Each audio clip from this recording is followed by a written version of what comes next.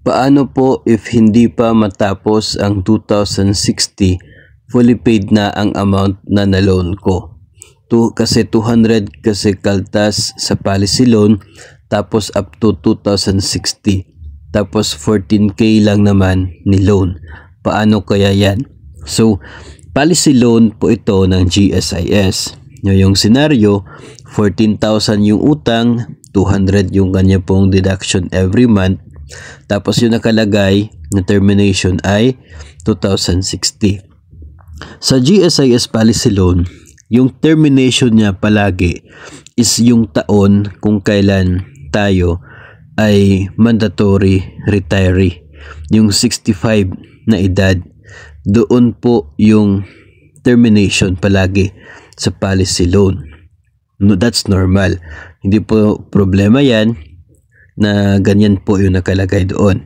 Kasi that's the time na we are obliged, mandatory, na mag-separate na from the service, and that's the time na makukuha yung value ng policy at doon ibabawas yung remaining balance ng policy loan.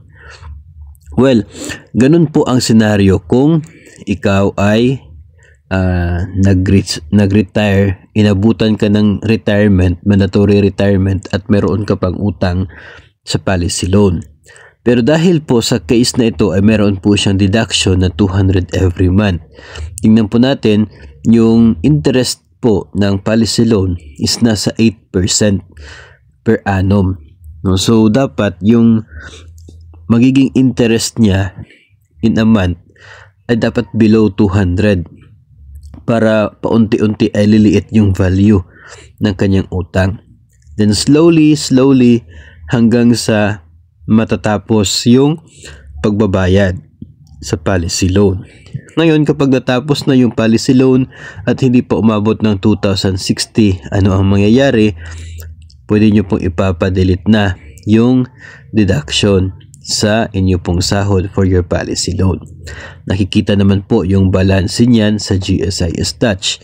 No, kapag zero na, wala nang utang, pwede nyo po ipa-delete yan to make it sure.